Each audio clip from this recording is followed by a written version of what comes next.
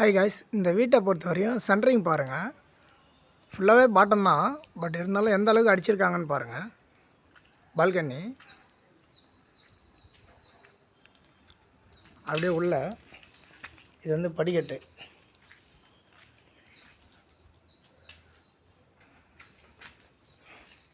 படிக்கட்டு வந்து size different வந்துச்சுன்னா இந்த மாதிரி ஸ்டெப் லேண்டிங் போடுவாங்க பாருங்கள். நாங்கள் போட்டிருக்கோம். அதனால்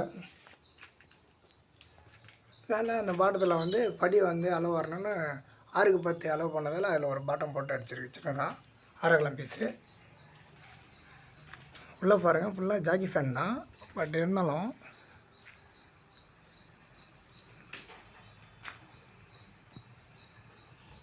ஃபுல்லாகவே உங்களுக்கு பார்த்தீங்கன்னா அதிகபட்சம் பழகியே இருக்காது. ஃபுல்லாகவே ஷீட்டிலே கம்ப்ளீட் பண்ணுற அளவுக்கு ஐடியா பண்ணியிருக்காங்க. எப்படி இருக்குன்னு பாருங்கள். சென்ட்ரு பீமு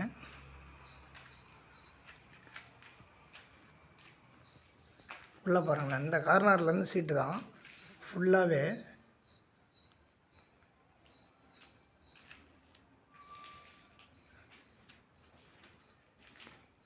ஃபுல்லாகவே ஷீட்டு தான். ஒரே ஒரு 6 அகலம், அந்த சைடு பார்த்தா ஒரு 6 அகலத்துக்கு ஒரு 3 அடிக்கு ஒரு பீஸு, அவ்வளோதான். இதில் அப்படியே பக்கத்து பாருங்கள்.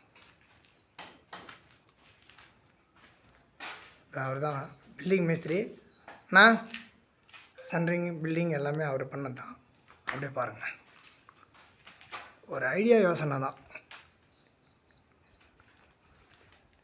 இது வந்து கிச்சன்னு நினைக்கிறேன். ஃபுல்லாக பாருங்கள். எந்த அளவுக்கு இவங்க மூலமட்டத்துலேருந்து எல்லாம் கம்ப்ளீட் பண்ணியிருந்தா ஒரு பீஸ் கூட இல்லாத அளவுக்கு உங்களுக்கு வந்து கம்ப்ளீட்டாக அடிச்சிருக்காரு பாருங்கள். ஐடியா பண்ணி ஒரே ஒரு இந்த பீஸ் சென்டர் தான் 6 அகலம், அந்த பெஞ்சு தான்.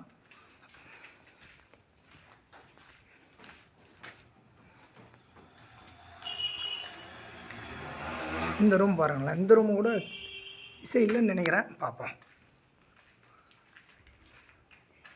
ஆமாம், இந்த ரூம் ஒரு பீஸ் கூட இல்லைன்னு நினைக்கிறேன்.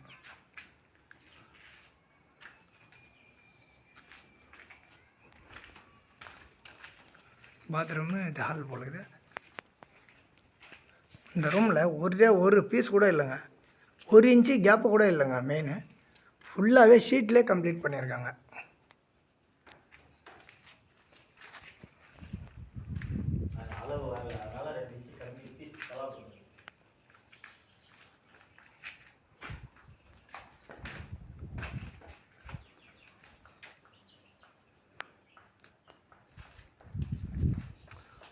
இந்த பெட்ரூமில் வந்து ஒரு 1 இன்ச்சு தான் குறையுது.